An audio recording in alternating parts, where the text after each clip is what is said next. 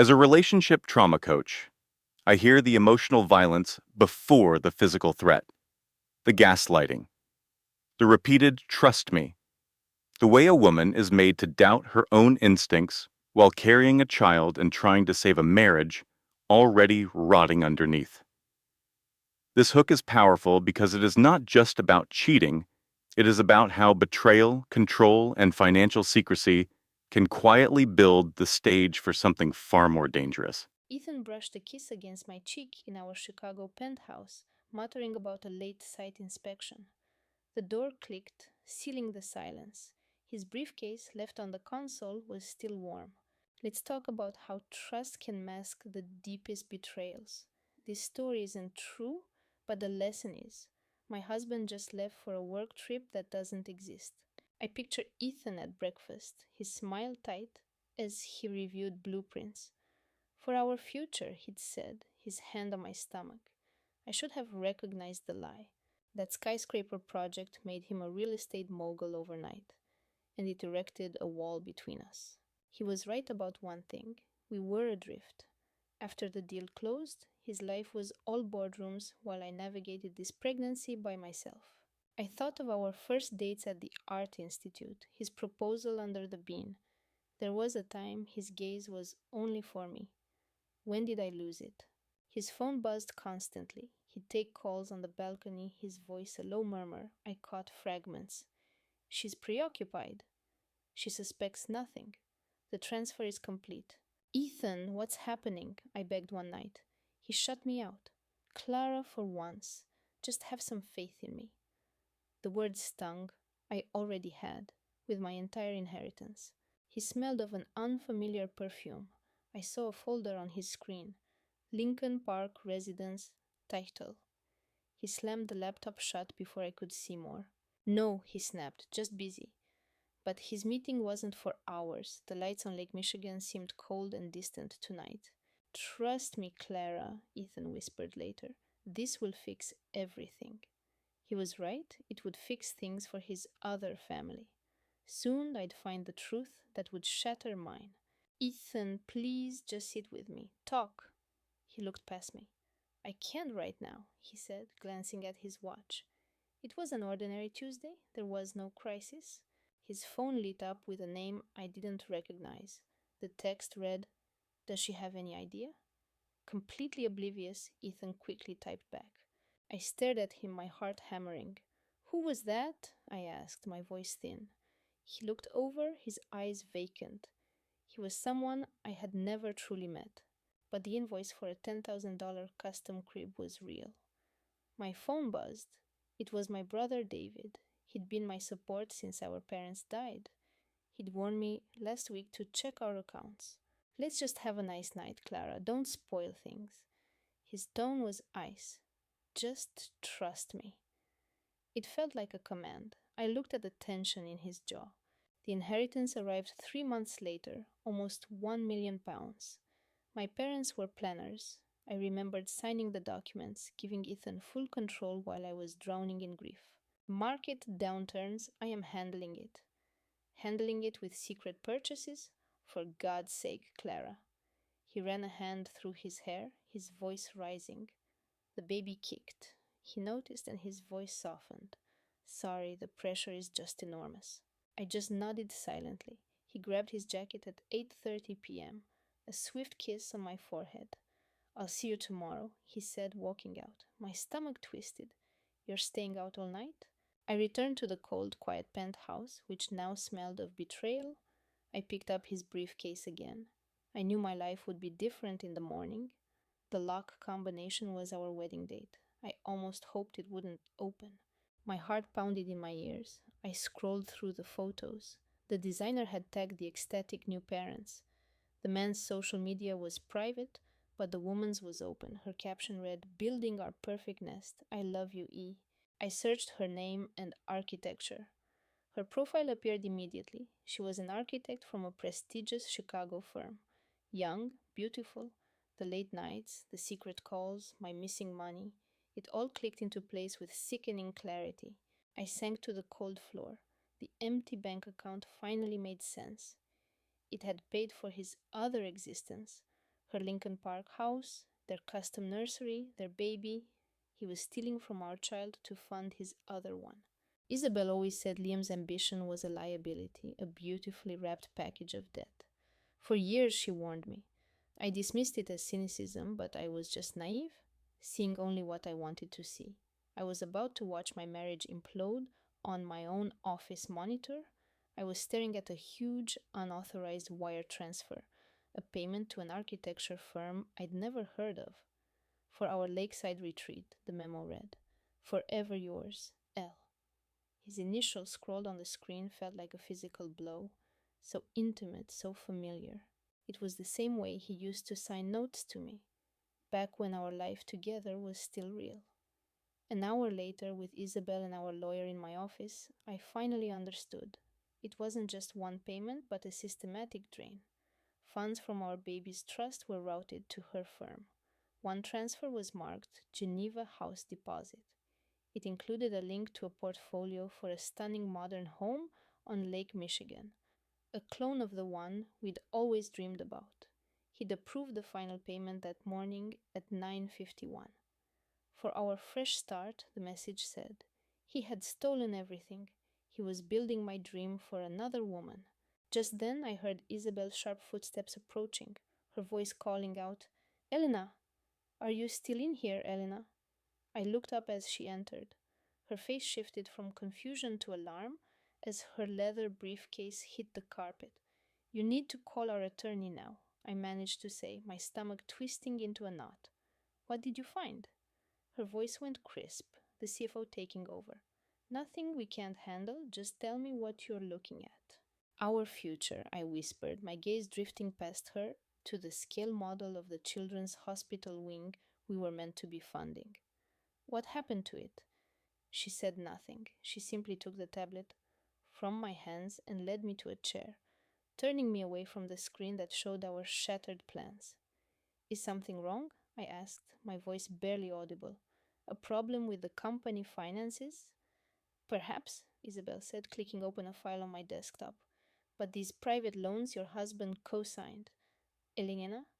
I could only stare at her, my mind blank. He just used the entire firm as collateral on a high-risk loan that's tripping every single one of my financial alarms. The world seemed to tilt as the floor dropped away beneath me. I gripped the arms of my chair. Isabel's hand was a firm weight on my shoulder. Elena, you need to listen to me. You are not in immediate legal trouble, but we must be very careful. Our family's wealth manager appeared on a secure video call. A woman with sharp eyes gave Isabel a single grim nod. Mr. Vance is on his way. He's a private investigator. An investigator? My voice was thin. Why would I need one? Isabel's gaze was hard, filled with a seriousness I had never seen before. Because, she stated flatly, I believe Liam is preparing to bankrupt you. I wanted to laugh it off, to call it some ridiculous misunderstanding we could easily resolve, but the sound died in my throat. A cold, certain part of me knew that the most perfect exteriors often hide the most profound rot. I knew she was right. They had me wait in my own office, which now smelled of betrayal and cold coffee. The investigator, Vance, had a face that looked both kind and utterly exhausted. That was the only thing that kept me from bolting from the building. It was my company, my name on the door, but it suddenly felt like a cage. A clock on the wall showed 10:02 in the morning. Our final presentation to the hospital board was scheduled in less than 30 minutes. Vance was in his early 50s, with salt and pepper hair and the calm demeanor of a man who had navigated Chicago's ugliest divorces. He wore a small, simple pin on his lapel. His eyes met mine. Mrs. Petrov, I'm Arthur Vance, he said. Your sister walked me through the loan agreements she uncovered.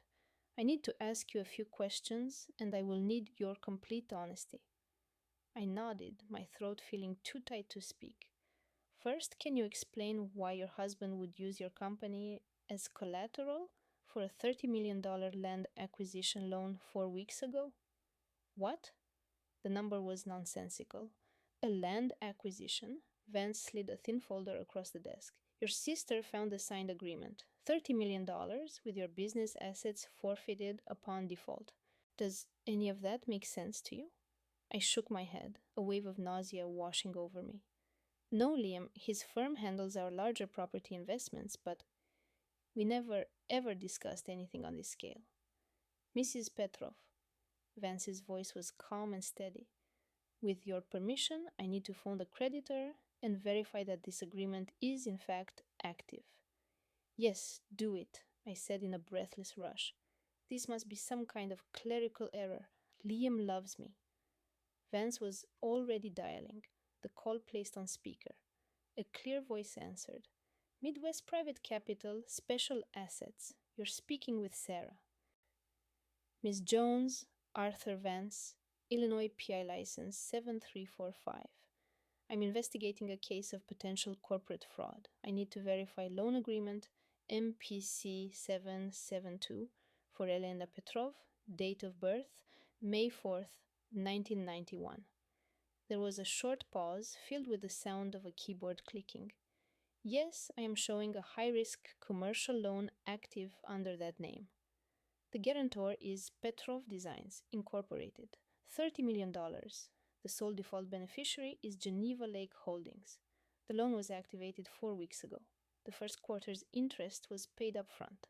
The office began to spin around me. Can you please forward me the digital signature verification page? Vance asked. This is a time-sensitive and active investigation. Sending it over now. Vance ended the call and opened the file on his tablet. A moment later, he turned the screen to me. There it was, my company's name, my personal information, and the signature that was a near-perfect copy of my own, yet felt utterly foreign. That is not my signature, I whispered. Vance zoomed in on the image. You are certain? Look at the E in Elena. My finger trembled as it hovered over the screen. I studied calligraphy. I always begin my E with a separate loop. That one is connected, and the P in Petrov, mine is curved. That one is sharp. Vance glanced from the tablet to a signed letter Isabel handed him from my desk. He nodded slowly. This is a forgery. I don't understand, my voice cracked. Why would Liam forge my signature? What is this for? Vance did not answer immediately, his fingers moving rapidly across his tablet. Mrs. Petrov, I need your authorization to conduct a full financial background investigation on your husband. Yes, whatever it takes. Anything. More typing. Vance's jaw tightened. His development company filed for Chapter 11 bankruptcy protection last month, he said softly. He's carrying over $3 million in personal debt, and every one of his credit lines is frozen. He's being sued by 2 of his primary investors. I struggled to take a full breath. There is more, Vance went on. He drained a joint trust account over the last 12 months. The total amount he withdrew was just over $4 million. That was my inheritance, I choked out, for our child's future. He told me he was moving it into a more secure fund. Mrs. Petrov, I'm deeply sorry, Vance said, but those funds were all channeled into an unregistered offshore entity. The money is gone. I gripped the desk to keep myself from falling. One last thing. Your husband took out a $750,000 loan from a private lender. The lender is a man known as the Serbian. We are familiar with him. He's a loan shark with ties to organized crime. The entire principal is due in 2 days. And if Liam is unable to pay? Vance's grim look was the only answer I required. I glanced at the clock. 9:58 in the morning. My phone sitting on the desk began to vibrate over and over. Vance glanced at the screen. That's your husband, he said. This is the 30th time he has called or texted since my arrival. 30 times. Vance tilted the phone so I could see the cascade of notifications. Liam Petrov. Elena, where are you? Liam Petrov. Elena, call me back. Liam Petrov. Why are you not answering your phone? Liam Petrov. You're going to make us late for the hospital presentation. Liam Petrov. Elena. Liam Petrov, please. Liam Petrov. I love you. Call me so I know that you are safe. The messages were a 30-minute performance of a concerned, loving husband. He wants me at that presentation, I said, the truth feeling like a shard of glass in my throat.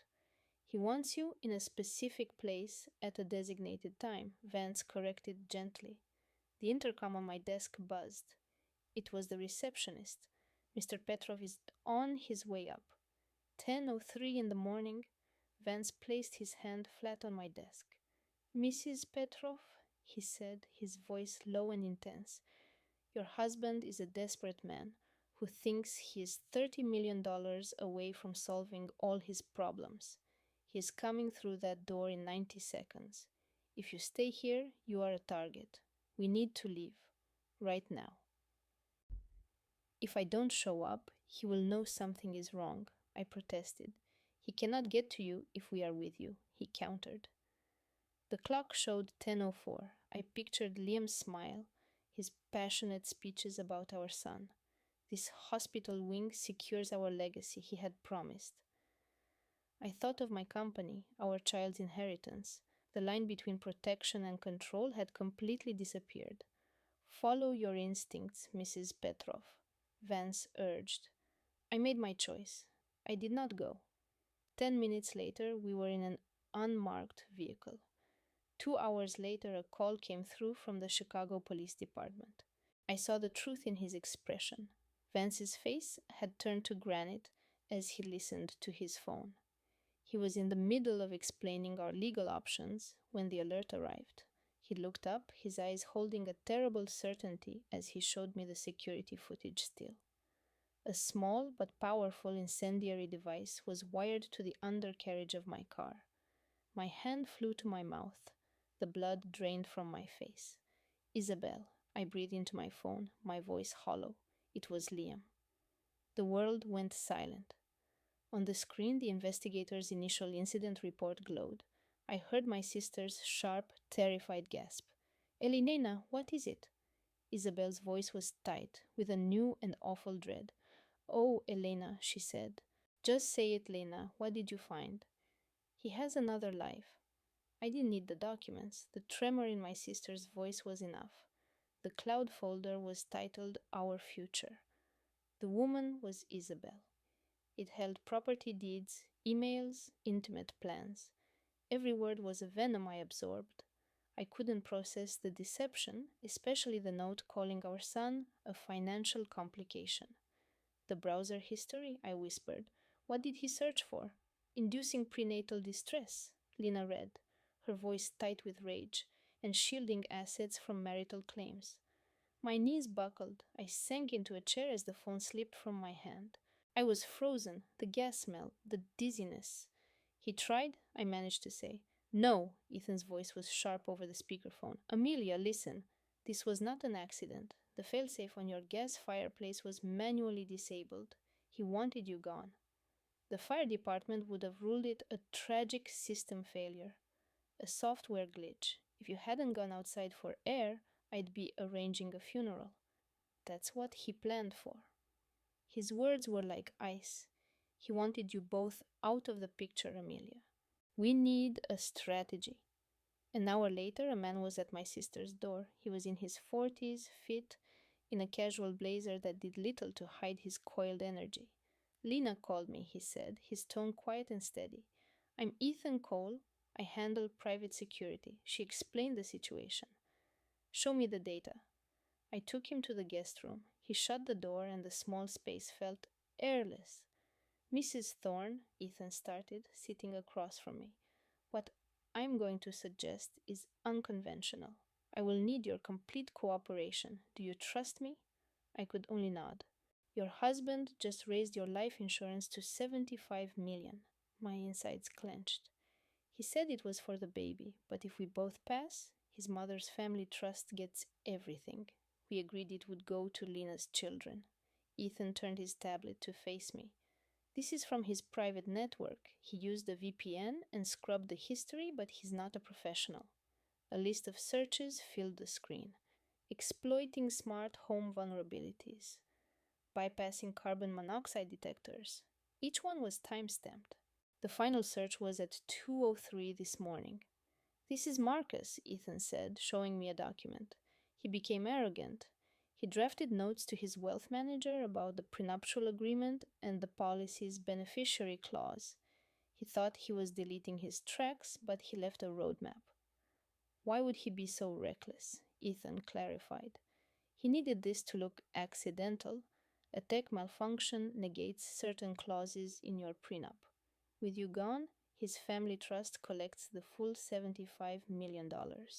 The insurance provider wouldn't dispute a faulty appliance. The policy only pays out on accidental death, not homicide. The fire marshal's preliminary report is already leaning that way. The room began to spin. I grabbed the desk for support. Amelia, Ethan's voice was firm. You have to let him think his plan nearly succeeded, that you are too distraught to question anything. This is now about conspiracy to commit murder and insurance fraud. With your help, we turn his own scheme back on him. He paused. You want me to act? I breathed. You want me to pretend I don't know he just tried to murder me? Precisely, Ethan stated, because Marcus is the only one who truly knows what he did, and he believes he is in the clear. He showed me a video file from our condo's lobby. There was Marcus near the elevators as I left for my doctor's appointment. The timestamp read 9:51 a.m. I saw him watch me leave. I saw his practiced expression of concern. Then he took out his phone, made a call, and for an instant he smiled. A flash of absolute victory. He thinks it's over, I said, a chilling numbness creeping through me. My own voice was alien to me. Yes, Ethan said, and that gives us the edge. He leaned in. Amelia, Marcus needs to believe you are recovering at a retreat with Lena. We will move you to a secure location and place him under full surveillance. Men who believe they are brilliant become careless. He will make a mistake. He'll reach out to the other woman. He'll call the insurance agent. When he does, we will have him. How much time will this take? I asked. 3 days, probably less. I stared at the frozen image of Marcus's smile.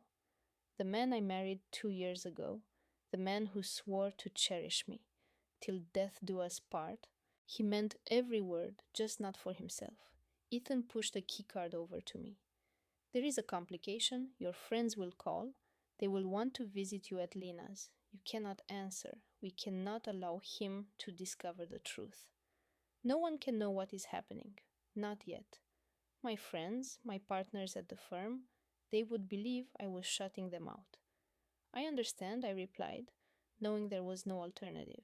Ethan stood and opened the briefcase. It contained a burner phone, a hotel key, and a thick stack of cash. This phone has one contact in it, he said. The key opens a private bungalow at the Willows Lodge. The cash is for anything you need. No credit cards, no digital footprint. For the next 72 hours, Amelia Thorne is recuperating in the countryside. We are about to see what your husband does when he thinks he has everything he wants. The bungalow overlooked the river. I couldn't see the beauty. I could only see Marcus's triumphant face. The suite was minimalist and cold. One bedroom, a living space with a sofa and a desk. On that desk, 3 screens showed a dozen camera feeds from our penthouse in the city, the home where my husband was now acting the part of the devoted, worried man. Ethan sat with me, a cup of tea in his hands. He hadn't left my side since our arrival almost 2 hours ago. The cameras became active at 2 p.m., he said softly. My team installed them this afternoon while Marcus was at his office. The warrant covers electronic monitoring. We have eyes on the main living areas and every exit. The audio is live, so we will hear it all. At 2:34 p.m., Marcus's sedan appeared on the monitor. I saw him get out, drop his keys on the island, and enter the living room, looking around as if it were a new acquisition. He sat on the sofa and took out his phone. For nearly 5 minutes, he didn't move, just stared at the device. Then a smile began to play on his lips. It was small, a minor curve. Pure self-satisfaction. It vanished in a moment, but I saw it. Did you see it? I whispered. Ethan nodded, his face stern. Marcus rose, walked to the wet bar, and poured a tumbler of bourbon. He drank it in a single hard swallow. He stood there for a second, inhaling deeply, like a man who had finished a long race and could finally relax. His mother, Eleanor, arrived at 6:48 p.m.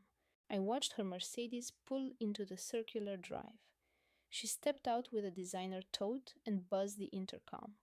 Marcus buzzed her in. Eleanor saw him and immediately wrapped her arms around him. I watched her act out the role of the distressed mother-in-law, saw him pat her back, his expression a perfect mask of grief as he glanced past her toward the street.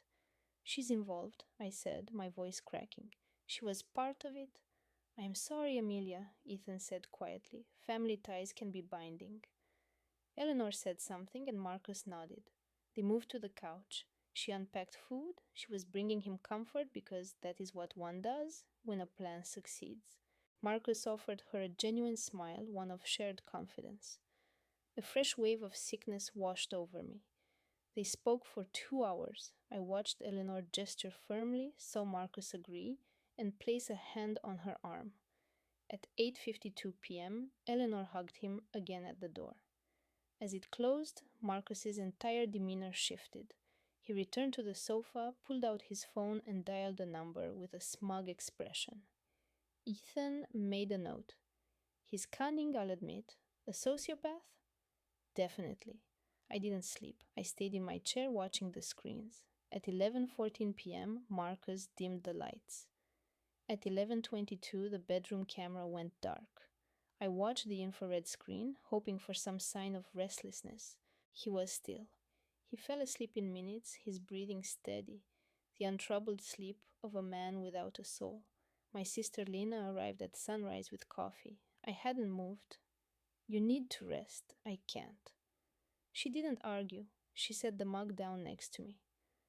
At 9:15 a.m., on March 3rd, Marcus entered his study. The new smart home network he had installed had a sensor on the door. He must have thought his privacy was guaranteed. I saw on the system's activity log that a video conference had started. I could only hear his side of it. His voice was electric, buzzing with adrenaline as he moved his hands. He paced his office, smiling, before letting out a short, victorious laugh. He disconnected the call, looked at his phone, and made a fist pump. A clear victory. Lena leaned closer. What on earth was that about? "I'm not certain, but I will find out." I grabbed my phone and messaged our family attorney. "I need his call history. We have to identify who he was talking to this afternoon." I watched Marcus go back to the living room, still smiling. "He's not worried," Lena noted softly. "He's ecstatic." That night at 10:46 p.m., a rideshare dropped a woman off at the service entrance. The credit card notification was for the Mariner, a hotel in the North End. I imagined him with some woman I didn't know. He would have met her at the door, embracing her tightly. They would go inside the room. The lights would switch on. He glanced from my phone's screen to my face. "His car's AirPods are active. They're paired with your phone." A small icon was glowing on the display. "We can listen to them," he whispered. "Are you sure about this?" I shook my head no, but then I nodded yes. Our family attorney, Arthur Vance, was scheduled for 9 a.m. I saw the payroll for Marcus's restaurant, and then a separate account for bonuses. "Those funds are going to Isabelle Dubois," my brother confirmed. 29 years old, the lead sommelier at his main restaurant, lives in Back Bay, and drives a new sports car. She has no priors. We match the dates to his travel schedule, my brother explained. She is his wine expert. Her expense reports show her in Napa with him 6 different times in the last year, always staying at the same exclusive vineyard. He paused for a moment. "Eleanor, I am just so sorry." "My God," she sounded distressed. "Marcus, I saw the notes from the specialist. I read what they discovered. I just don't get it." "Shh! Hey, it will be fine." His voice was placating, the same one he had used after my father died. "Come here." I could hear the rustle of clothes, her quiet sobs muffled by his jacket. "I am just so terribly sorry," she wept. "No more furtive meetings. We can be a real couple." "But the baby?" Her condition, that's an unfortunate complication. Marcus's tone was detached, as if he were analyzing a business deal, not my life and the life of our unborn child. This creates an opening for us. I felt like I couldn't breathe. My brother stared at the phone, his own hand shaking. It is a practical thing to say. A quiet moment filled the air. Don't act like you are not also a little relieved. There was another heavier pause. I am, she admitted in a whisper. I am so sorry, but I am just so sick of all the hiding. I know, my love, but it is almost over now. There is one other thing, Isabel said. Her voice was low and nervous. I need to tell you something. What is it? I'm pregnant. We agreed we would tell her together. 8 weeks. My hand flew to my mouth. Are you sure? Isabel asked. Timelines can be tricky. If the baby arrives in September, that's months from now. By then, we'll be on the Amalfi Coast. Gone? I told you, my love. We're not staying in Boston. Too much history. We'll have a clean slate. Just us three. But how? Ethan's laugh was rich and full. Olivia's prenup includes a $20 million inheritance clause. If she were to pass away, I'm the only one who sees a dime. Once that money clears, our life begins. 20 million. Oh, Ethan, I know, it fixes everything for us. I could hear him fumbling in the glove compartment, then the sound of a cap being twisted off. What are you doing? Isabel asked. Pouring a little toast. A celebration.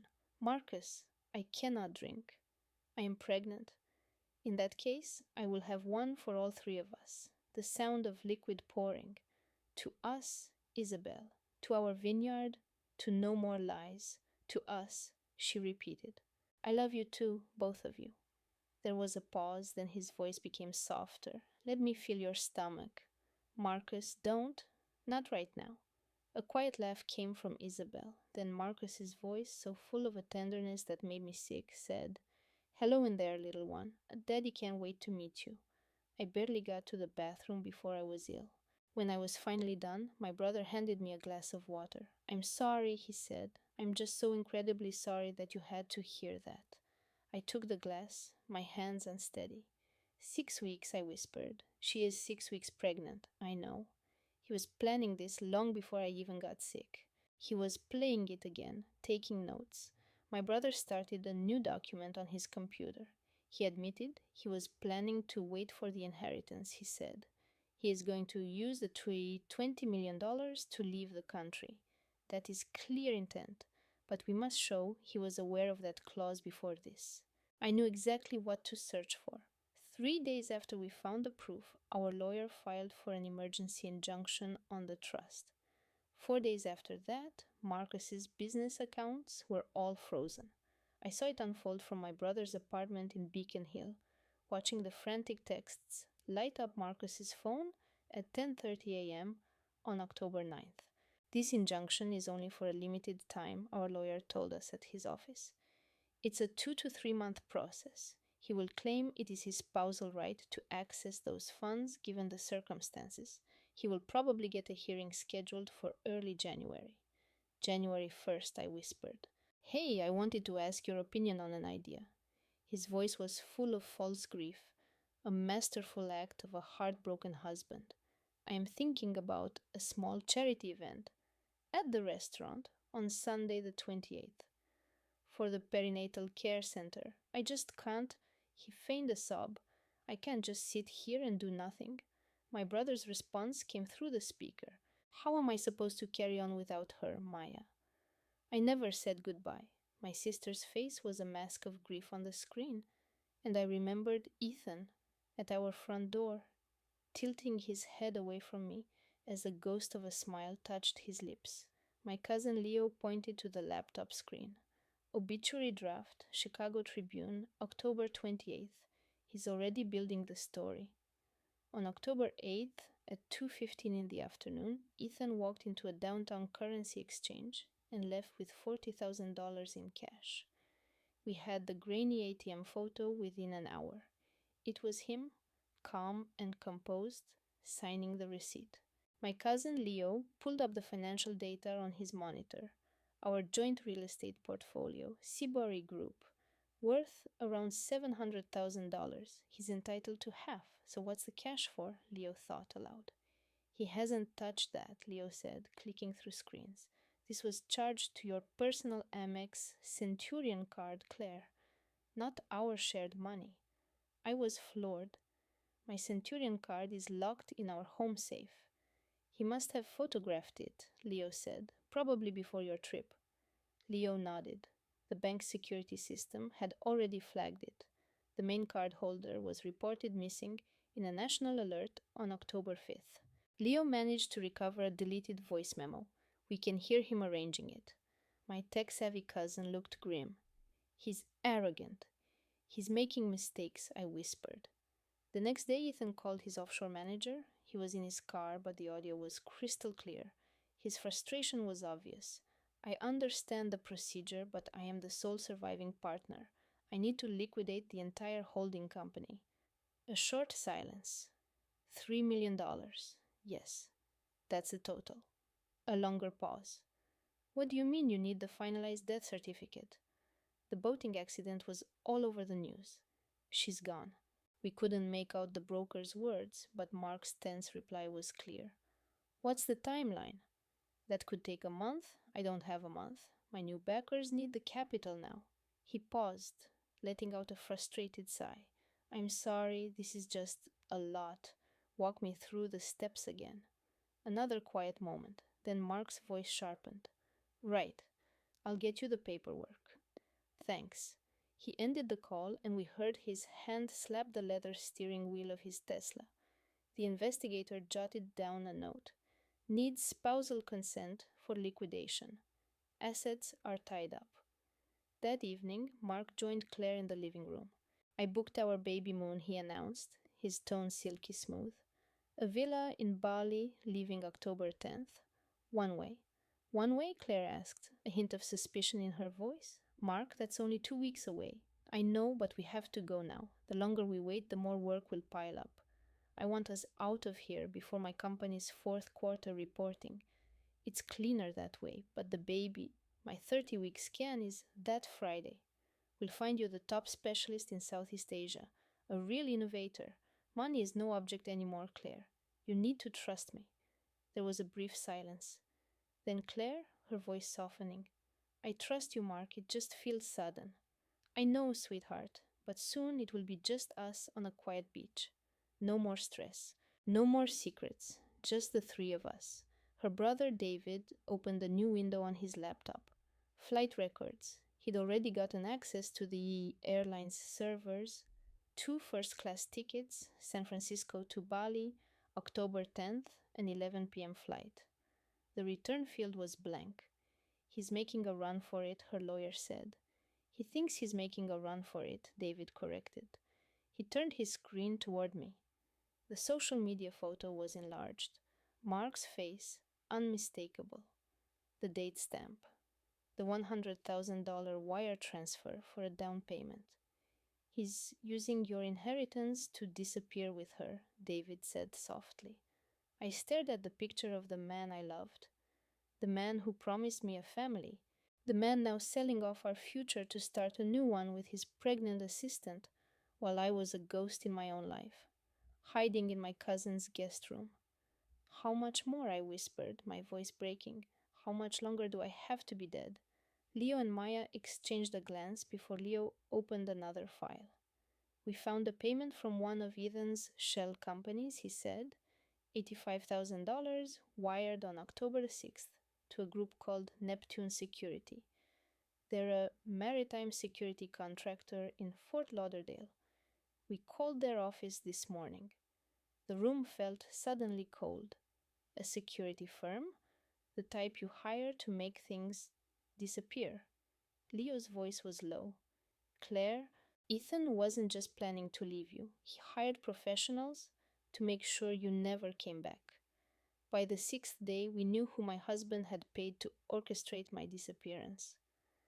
On the 7th, I saw the invoice, which described their planned services. My family's lawyer, Mr. Chen, arrived at the safe house at 4 p.m. on November 12th, carrying a tablet with an expression that braced me for the worst.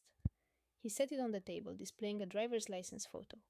Viktor Kozlov, 48, former Russian naval infantry, dishonorably discharged in 2012.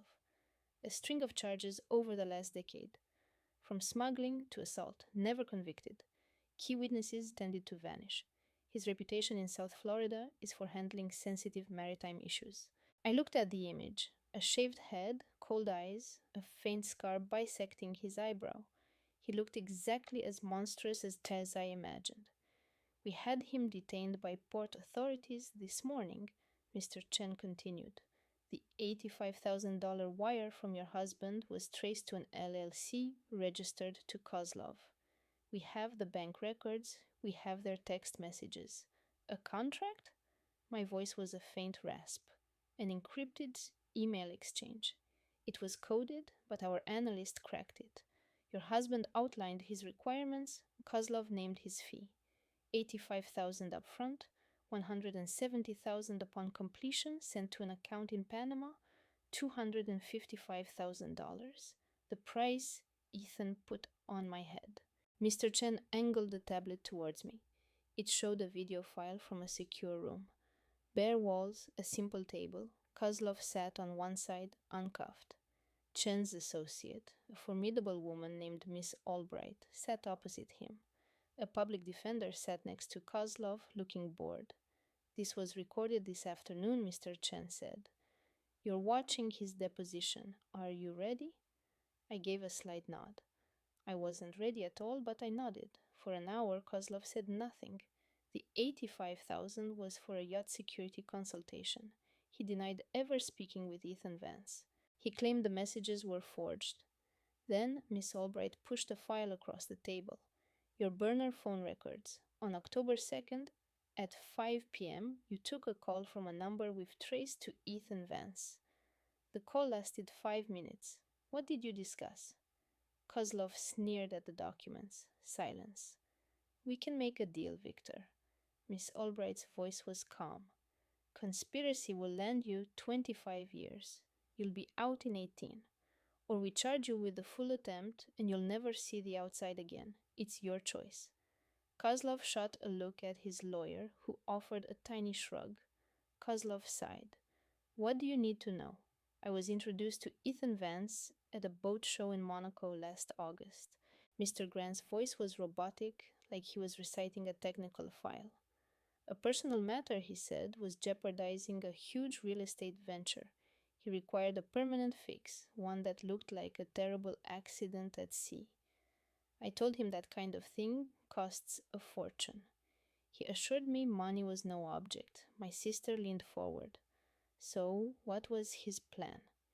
It revolved around their anniversary trip to the Keys on the 12th, a very remote sandbar, easy to fake a boating accident with no witnesses.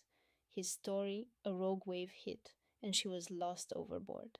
He would be the devastated husband, the sole survivor. The insurance payout would look like a tragic but legitimate claim. Not a criminal act, the project a total loss. He would vanish, financially ruined by a freak accident, a sad tale.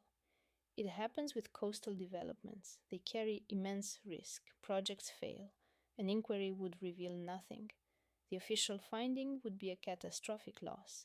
The investors would get pennies on the dollar. He would pocket the 8 million. I clutched my phone. My sister Beatrice's voice was like ice. This is more than just insurance fraud. The investigator agreed. Yes. Marcus had sounded so smug on the recording. On November 9th, just past midnight, he had sent a message. It read, Sophia, the money is clear. It's all set. The project is done. Our new life starts now.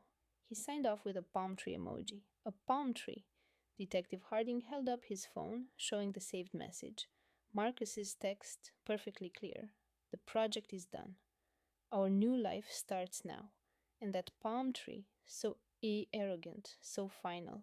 I had seen him use it 100 times, after closing a big deal, after a feature in an architectural magazine.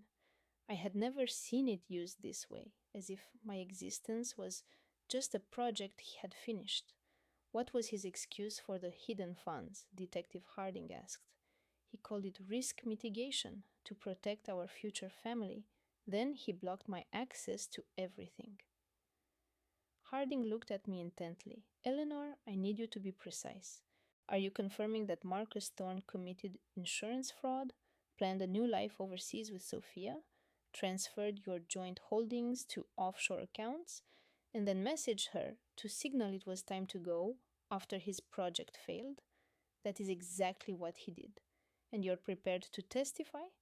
Eleanor looked at her lawyer, who gave a slow, deliberate nod. Yes, Eleanor said firmly. I will make a complete statement. Detective Harding put his phone down, his gaze fixed on me. Mrs. Thorne, we're looking at conspiracy, wire fraud, and asset concealment. Your husband is in serious trouble, but we need your help. He has to believe you are still in the dark. Beatrice stood and took a keycard from her wallet. My spare keycard to our penthouse was on her keychain, the one with the little silver sea turtle charm he bought me in Tulum 2 years back. Tomorrow night, Harding said. 9 o'clock. You'll go into the charity event by yourself. 2 of my detectives, 6 agents, and you. Marcus is on the event's board of directors. He will be there. Sophia will be his guest. We intend to arrest them both. Sophia, I breathed. She's his accomplice, Harding said. She knew he was hiding the money, knew the project's failure was orchestrated, knew about the offshore funds. She is a key witness to the conspiracy. I stared at the keycard in Beatrice's hand. The key to the home I ran from last month? The home I built with a man who was plotting to abandon me and our unborn son. Warren, is there truly no other option? Eleanor asked. I was not sure. I despised this, entering our home feeling like an intruder. But I held the small, unmarked audio recorder she gave me. Yes, before I tell you about seeing my husband, Marcus, the man who planned to discard me, beaming as if he had already won, you need to hear this. Please tell me you understand, because this is intense. This story is real, and the heartbreak is profound. Pause if you must. Ready? Let's begin. The penthouse seemed frozen in time. The custom Italian leather sofas I chose now looked hostile and foreign. The fragrance of jasmine from the balcony garden we planted together. The view of Biscayne Bay, where he first proposed. Nothing had changed, but the man living here was a phantom, or that was the story his investors were supposed to believe. Detective Harding met me on the street at 8:31 p.m. He was a solid, reassuring figure next to me. My sister Beatrice was on my other side. Behind us, 4 agents in formal wear separated, 2 taking the service elevator, 2 melting into the party's sophisticated hum. Are you ready? Harding asked. I was not. I would never be, but I gave a tight nod. Harding spoke to the concierge. We are guests of Mr. Thorne. A few quiet taps on a screen. Right this way. We moved without a word. We walked past a string quartet, playing a somber piece. Mr. Thorne is in his private study. He pointed toward a frosted glass door. Nothing more was exchanged. Harding held out his hand. I passed him the key card, the one with the small silver charm, the key to the entire operation. He pocketed it as we walked on. We stepped inside. The study smelled of single malt scotch and Sophia's perfume. Oud, heavy, and suffocating, so unlike the light nearly I always wore. The room was dim, the lights of Miami sparkled beyond the floor-to-ceiling windows, and there, at his massive desk, were Marcus and Sophia, laughing with an architect, their faces illuminated by a tablet showing offshore bank statements. They were completely oblivious to our presence. Marcus was gesturing, tapping the tablet. I could make out the words from the doorway. Bahamas, a one-way yacht charter. Sophia leaned her head against his arm. Her hand rested on her own stomach, the distinct shape of her 5-month pregnancy clear beneath her cocktail dress. I moved into the doorway, into the faint light directly in his field of view. Marcus, I said, just his name, my voice calm, but it shattered their private celebration. His head jerked up, his champagne flute fell, splashing gold liquid on the polished floor. For a long moment he simply gawked, his brain struggling to process it. His face went chalk white, a dreadful sickly shade. His mouth hung open. He was speechless. Then Sophia saw me. Her eyes bulged. A small, horrified gasp escaped her as she shoved her chair back with such force it clattered over while she tried to stand. Marcus got to his feet using the desk for balance. No, he murmured, no, you're meant to be at the wellness retreat in Palm Beach. I took one more step into the room, feeling Beatrice's supportive hand on my back. I know, I replied, my tone quiet and steady, as if I were correcting a small error. That was the cover story, wasn't it? You were meant to be in mourning. His voice was a strangled sound. The accident report? I got the notification.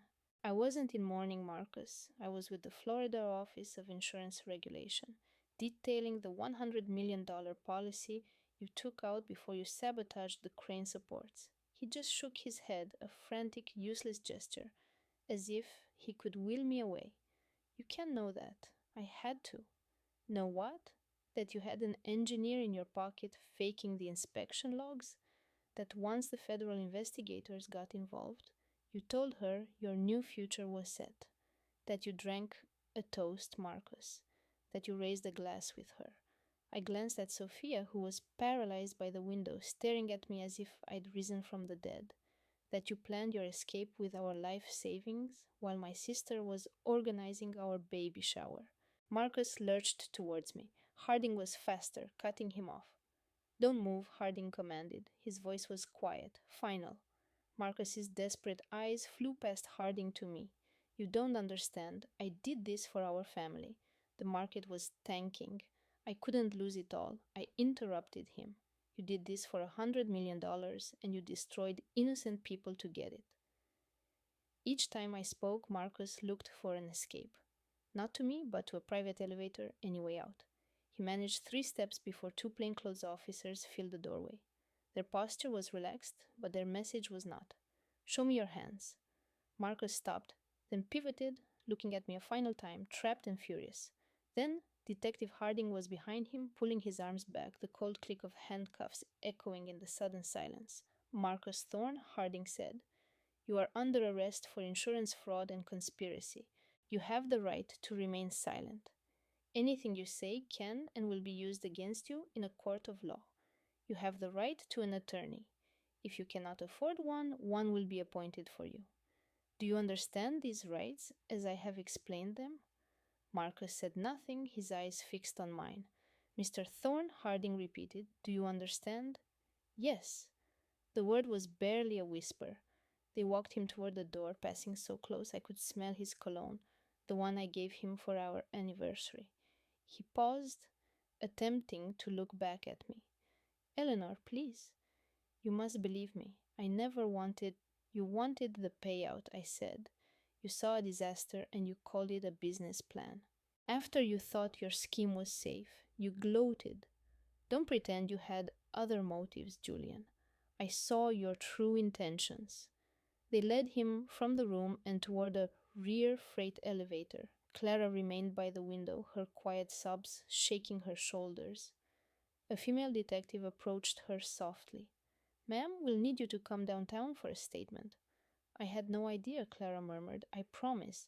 I thought the new funds were from that big project. We can get into that at the station, the detective replied, her tone gentle but firm. They helped her find her coat and led her through a separate exit.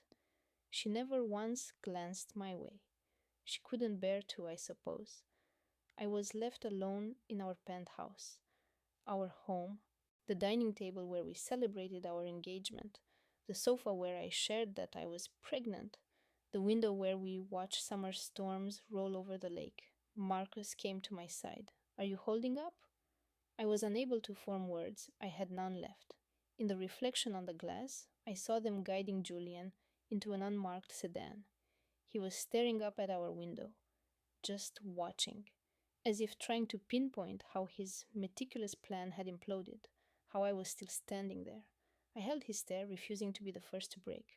The car merged into traffic without its sirens on. He's on his way to the precinct, Inspector Hayes said quietly.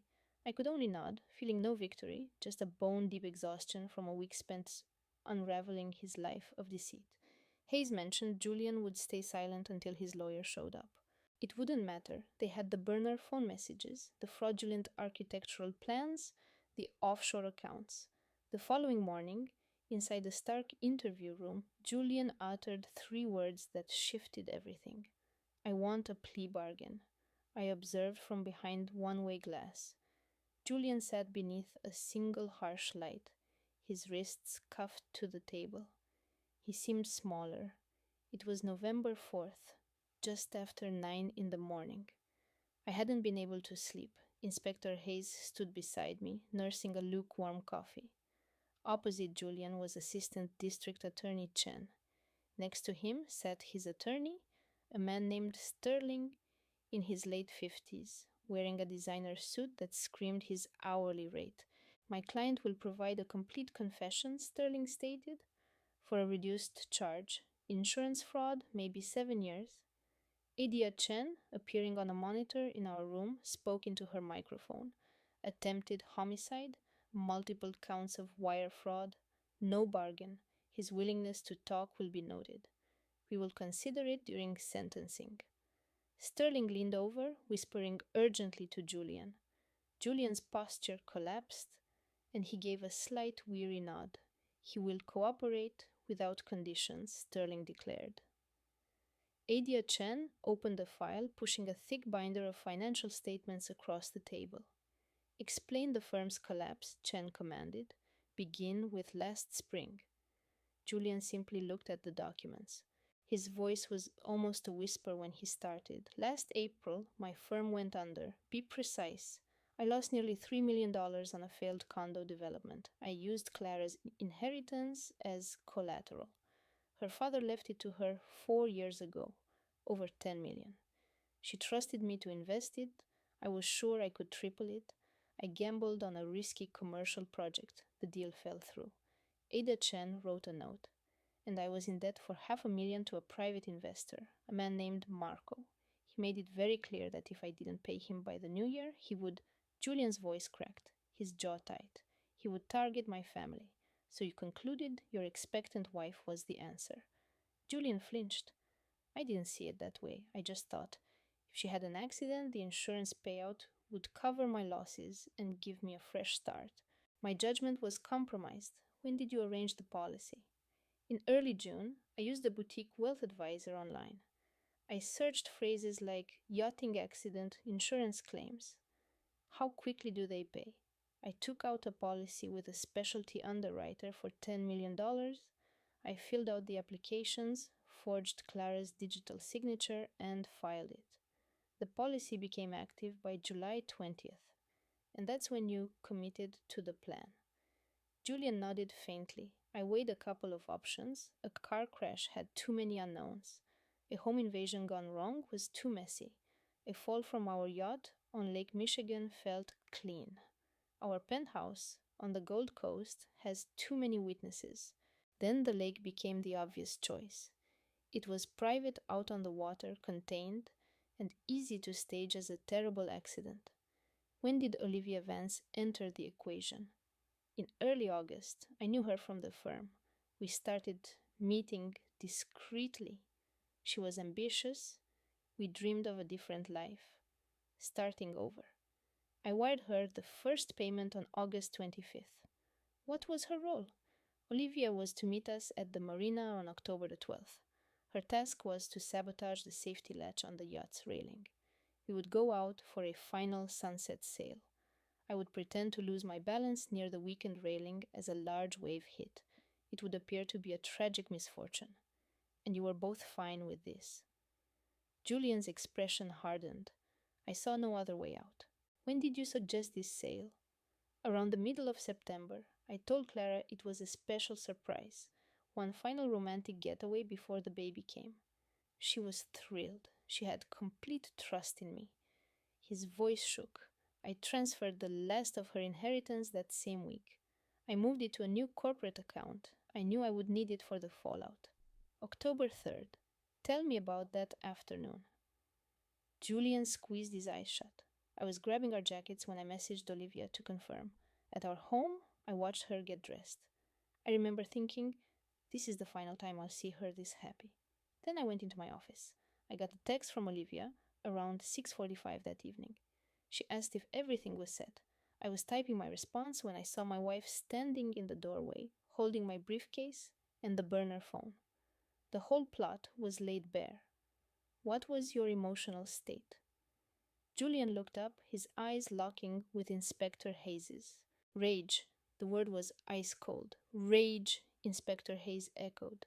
Correct. I called Olivia immediately. I told her the plan was off, that my wife had discovered everything and destroyed my only option. I didn't have to go through with it. She ruined my future. I covered my mouth with my hand. Detective Miller placed a comforting hand on my shoulder. Why rage? Hayes pressed. Your wife and unborn child were out of danger. Julian was quiet for nearly a minute. When he finally spoke, his voice was hollow. Because then I wouldn't have to be the monster. I could have lived with it being a tragedy, a freak accident, not something I had done, but you had already paid your colleague to facilitate her murder. I know that. You had already committed massive fraud, liquidated her assets, and spent months orchestrating her death. I am aware. So tell me, Mr. Croft. Inspector Hayes's voice dropped to a flat, chilling tone, devoid of all emotion. Did you feel any remorse at being caught, knowing your wife and child would be safe? Julian stared at the tabletop, at the documents that sealed his fate. I felt cornered, he said. Is that different from being evil? Inspector Hayes snapped the folder shut. No. On October 4th, 2025, the Cook County DA charged Julian Croft with conspiracy to commit murder and major fraud. Bail was set to 0. His trial was scheduled for the winter. I remained in the observation room long after they took him away, my gaze fixed on the empty chair where my husband had confessed everything. Clara, are you all right? Miller asked softly. I couldn't respond. I had no words left. The man I adored, the father of my unborn child, my husband, had just dispassionately recounted his elaborate plan to murder me. He enlisted his mistress to help him arrange my death on the lake. He felt fury when his scheme fell apart, because it meant he was exposed. And beneath the waves of nausea, a different feeling surfaced. Relief. Because I was still here. Because he had failed. Because in 3 months I would walk into a courtroom and show everyone exactly what kind of man he truly was. I had 90 days to become the woman who fought back. 3 months after leaving our Gold Coast penthouse, I entered courtroom 10B of the Cook County Courthouse and saw my husband in an oversized suit. He appeared gaunt. I had lost my husband, my future, and any faith I had in my own judgment. It was June 5th, 2024, a Wednesday. The atmosphere in the conference room was heavy with the scent of expensive aftershave. Our mediator, a woman named Eleanor Vance, possessed a calm that seemed perfected by years in family law. The jury seats had been replaced with a row of plush chairs. My brother Marcus sat with me, his presence a quiet source of strength. Damien sat stone-faced beside his attorney, a sleek man whose expensive suit couldn't hide his predatory grin. He wouldn't even glance my way. A wall of silence he directed since I found the gallery invoices. At 9 a.m., the mediator began. The mediation between Sophia Rossi and Damien Vance is now convened. Let's proceed with opening statements. Miss Albright stood. At 41, she'd been a top litigator in this city for over a decade. She faced the mediator, her voice steady. This case is about a calculated betrayal, disguised as love and partnership, she stated clearly. Damien Vance spoke of his devotion to his pregnant wife, discussing nursery colors, all while he knew his mistress was living in a penthouse he bought with their money. When his wife uncovered the paper trail, securing her own future and that of their child, Damien Vance wasn't relieved. He was incensed.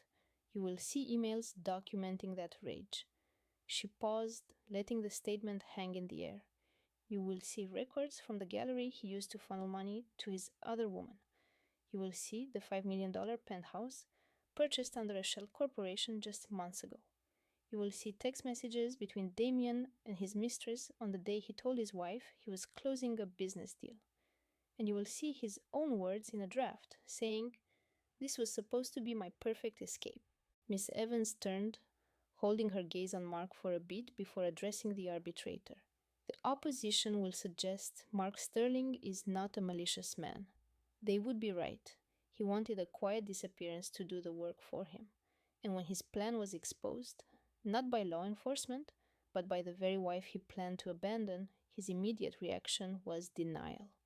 What we have here is a calculated scheme. It involves emotional manipulation, asset concealment, and a plot to steal from his pregnant wife. She sat down. Mark Sterling's counsel, Mr. Cole, rose. His voice was smooth and reassuring. This is a story of a husband's personal failings, not a conspiracy to defraud his family. He insisted Mark never put Claire in physical danger. The discovery of his affair was a regrettable mistake, not a crime my client orchestrated. A desperate plan is not the same as a criminal act. The claimant must prove Mark Sterling took tangible steps to defraud Mrs. Sterling. The evidence will show he did not. He made reckless plans that were never executed. He confided in another woman but never gave her a dime of marital assets. When his wife's brother found the travel plans, my client was just as shocked as she was. He gestured at Mark. You will hear about the pressure he was under, his affair, his ambition. You'll hear of a tech CEO who felt trapped and made poor choices. But you won't see proof he acted because he was stopped. Cole sat. The room was still. On March 3rd, the claimant called David to testify. Mark was 39, a tech founder with a polished public image and a cutthroat reputation earned in Silicon Valley. He straightened his tie, his voice a calm, practiced melody. I found a receipt from a private jeweler on our home office printer, Claire said, her voice trembling slightly. It was dated September 5th, 2025. The item was listed as the Monaco pendant. She went on. It detailed the entire plan. He would try to transfer my inherited stocks to an offshore trust, then stage a narrative of me having a difficult, high-risk pregnancy requiring isolation. He aimed to establish himself as the sole decision maker for our family's finances. Claire mentioned a note she found from August 10th. Mark wrote, "It is done. She is the roadblock to the new venture. The brand is compromised if she remains." He had been pleased with his phrasing. On March 4th, Claire's brother David, a cybersecurity analyst, presented his findings. He brought up Exhibit A, a newly formed trust in Liechtenstein, naming a co-beneficiary she didn't know, Sophie Laurent. Exhibit B showed property records, a €3 million penthouse on the Monaco coast, purchased by one of Mark's shell core. Exhibit C was a series of photos from a private Instagram account dated August 30th. Mark and Sophie on a yacht. She was wearing the pendant. He was kissing her, his hand on her barely there bump. Then David played an audio file from a deleted message. Mark's voice was crisp. Sophie is aligned with the vision. She secures the legacy. We are finally safe. The air in the room grew thin. David asked, "Claire, in these plans, did the defendant ever discuss your or your baby's welfare?" Claire just shook her head. "No." She said he called her the legacy liability. On March 6th, in that same conference room, David had whispered to me, "Claire, you're up." I stood and walked to the table. My brother squeezed my arm. I took my seat ready for this fight. I sat down in the chair. The silence was heavy.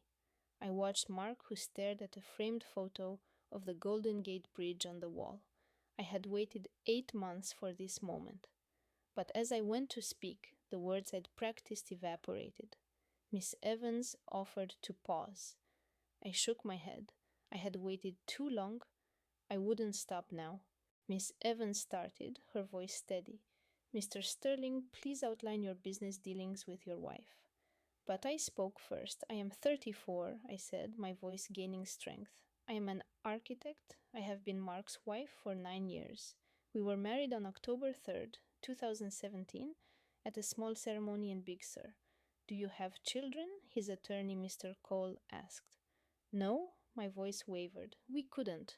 We had two miscarriages in 2019 and 2022. This pregnancy was after I had nearly given up hope. Miss Evans let the silence settle. Cole looked uncomfortable. Tell us about your inheritance.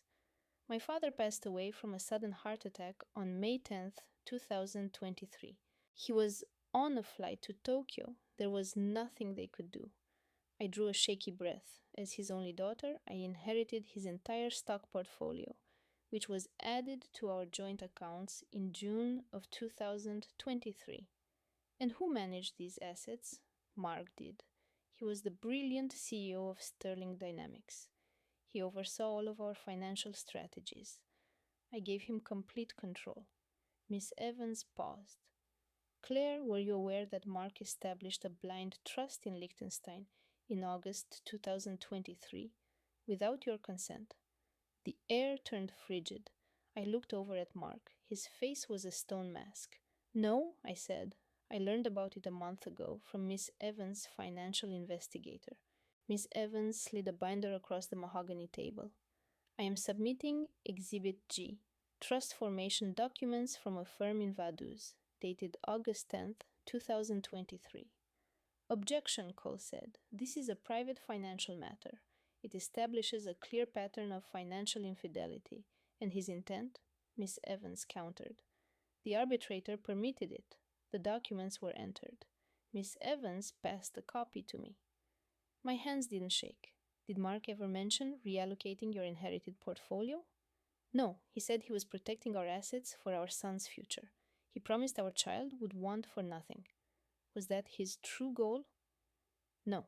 He was siphoning my inheritance away by October of 2023. Someone behind me let out a soft gasp. Miss Evans went on, Claire, did his behavior change in 2023? Yes. He started taking hushed phone calls in his home office. He bought a new laptop that he never let out of his sight. He became distant. He started sleeping in the guest room in November, claiming his late hours were disturbing me. Did you ever ask him about it? Twice.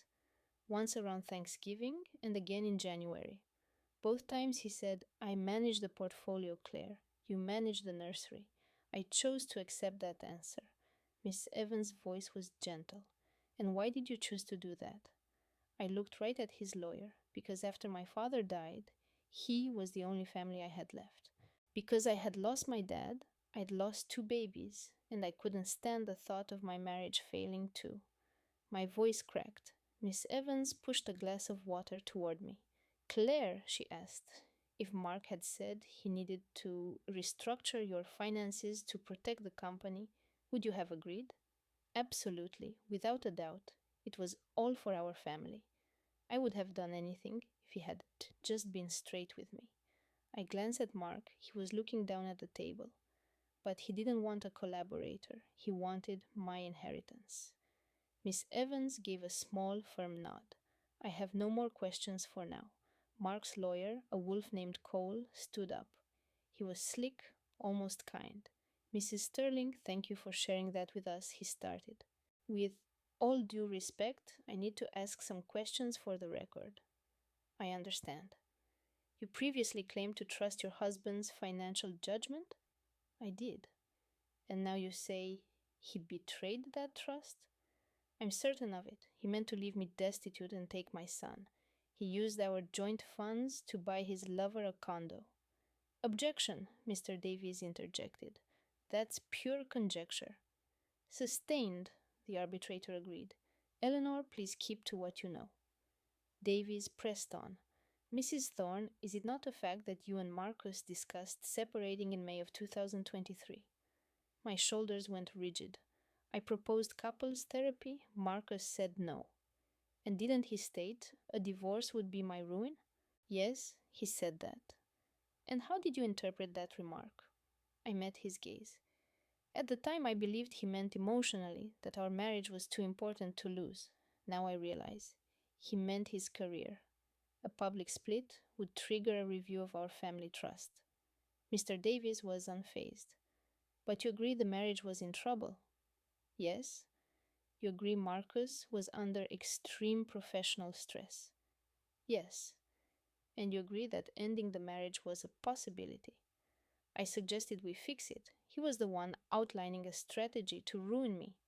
Objection, Davis snapped. Overruled, the arbitrator said. Mrs. Thorne is allowed to share her perception. Mr. Davis took his seat. Miss Chen rose for a final point. Eleanor, we have one last item. We recovered a memo from Marcus's personal drive. I'm displaying it now. The image filled the screen, the text casting a pall over the room. To the Thorne family office. Draft, dated October 10th, 2023. Subject, asset restructuring. Isabel is pregnant. She will provide a suitable heir. By the time my son is born, Eleanor's credibility will be shattered, her access to capital frozen. She will be painted as an unfit mother. The Thorne legacy is secure. This non-performing asset has been divested. She will never grasp the true cost. A suffocating quiet fell. Behind me, a woman gasped. I peeked back and saw Marcus's mother, my mother-in-law, hand pressed to her lips, her face ashen. Miss Chen addressed the arbitrator. This memo was found on a drive Mr. Thorne had professionally wiped. He drafted it for his own family's financial managers. He never sent it, but he refined it. She faced me again. Eleanor, did you know your husband was mounting a campaign to systematically dismantle your life? No, I breathed. Thank you. That ends our opening remarks. The other side was scheduled to start on February 12th. Our next meeting was set for February 15th. I couldn't rest. I pictured Isabel with my baby boy. Then I'd wake up remembering this all started because I saw a calendar alert for a maternity ward tour at a hospital I'd never been to. The arbitration began again at 9 a.m. on February 15th. Miss Chen stood, calm and prepared. Marcus Thorne had a strategy, she began, to discredit his wife, seize her family's wealth, and claim their unborn son. When he found a younger woman at his investment firm, he didn't respect his vows. He set up shell corporations. He saw his wife's pregnancy not as a joy, but as a deadline for his hostile takeover. He called her a legacy asset and an underperforming investment. That is not a man in turmoil. That is a predator liquidating his own family. The opposition will claim Marcus never physically harmed his wife. That is accurate. He hired lawyers and consultants for that. They will say his memos were just angry thoughts. That is not true. He acted on them, shifting millions from their joint accounts into untraceable funds. That is fraud. It is conspiracy. And it is immense emotional abuse. After finishing her statement, the prosecutor concluded. Marcus's older brother, Liam, took the stand, his voice low. My brother Marcus is a fool, he stated. He betrayed his marriage. He was reckless with the fortune his wife's family entrusted to him. But he is not evil. He never meant to destroy Eleanor. He never initiated a competency hearing or sought power of attorney. A hateful memo is not a crime. The prosecution has presented angry words, but not one real action taken to separate Eleanor from her child, as no such action was taken. The affair was a grave mistake. The financial moves were unorthodox, but they were not illegal. Marcus's defense was thin. The transfers were an aggressive tax strategy, he claimed, not embezzlement. Was it a desperate move? Yes. Was it proof he intended to commit a crime? Also yes. You just need to create a shadow of doubt, my lawyer said. The jury was out for 12 days. I stayed in a suite at a Boston hotel. My friend Chloe brought me coffee every morning. Detective Harding from the fraud unit texted me each night. The wheels of justice turned slowly. On November 5th at 9:40 a.m., my phone buzzed. A message from the DA's office. Verdict is in. Be at the courthouse by 10:30. I was there by 10:15. The room was packed. Journalists, Marcus's parents, Chloe and Detective Harding were present. Marcus sat at the table in a wrinkled suit. He wouldn't look at me. At 10:47, Judge Alistair came in. We all stood. He sat. We sat. Has the jury come to a decision? The foreman, a man named Mr. Cole, rose with a paper. We have, Your Honor. On count 1, conspiracy to commit wire fraud. What is the finding? Mr. Cole looked right at Marcus. We, the jury, find the defendant, Marcus Thorne, guilty. The room exploded. The judge banged his gavel. I felt Chloe's hand on my arm. I forgot how to breathe. On count 2, grand theft. Your finding? Guilty. On count 3, money laundering? Guilty. On count 4, embezzlement? Guilty. Marcus's entire body seemed to deflate. His lawyer placed a hand on his shoulder. He pulled away. Judge Alistair thanked and dismissed the jury, setting the sentencing for November 19th. I ran from the courthouse into a storm of camera flashes. Reporters screamed my name. I was silent. Detective Harding gave me a firm look. Eleanor was sobbing. I felt numb. 2 weeks later, the court was quieter. Fewer reporters. Marcus was in a prison jumpsuit. He looked shattered. His hands shook. The judge asked for victim statements. I stood. I walked to the stand. I focused on the judge. Your Honor, my name is Eleanor Vance. I am 33 years old. I am a gallery curator. I am expecting my first child in 2 months. I have a friend who calls me every morning. I have a detective who trusted me when I brought him the memo. I took a deep breath. My voice was steady. Marcus didn't just want to leave me. He wanted to execute a hostile takeover. He wanted my inheritance, our home, my reputation, all of it liquidated, so he and his new partner could start fresh. His plan wasn't just against me. It was against a mother and his own son. An older woman in the front row dabbed her eyes. His mother. She met my gaze.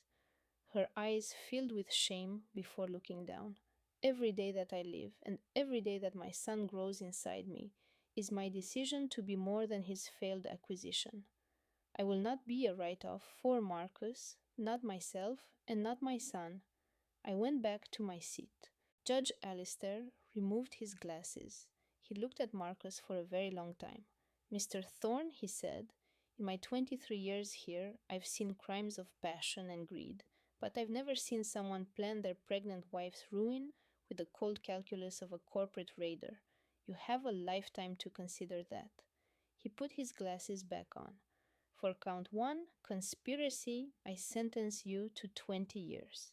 For count 2, wire fraud, 15 years, to be served consecutively. For counts 3 and 4, 10 years served concurrently. Your total sentence is 45 years in the Massachusetts correctional system. Marcus would be 81 years old before he could even be considered for parole. A bailiff led him out. He did not look at me. A week later, his firm's junior analyst, Isabel Rowe, took a plea deal. She admitted to obstruction, getting 18 months at a low-security prison and 3 years probation. The court also made her pay $50,000 in restitution. Her son, born in December 2023, was placed with her parents. From my Boston condo, I watched her sentencing online. Isabel wept, saying she thought Marcus's memos were just him venting stress. The judge did not believe her, nor did I. I left the Suffolk County Courthouse on November 5th, 2024, at 11:32 a.m. The light was harsh. Reporters yelled questions I didn't hear.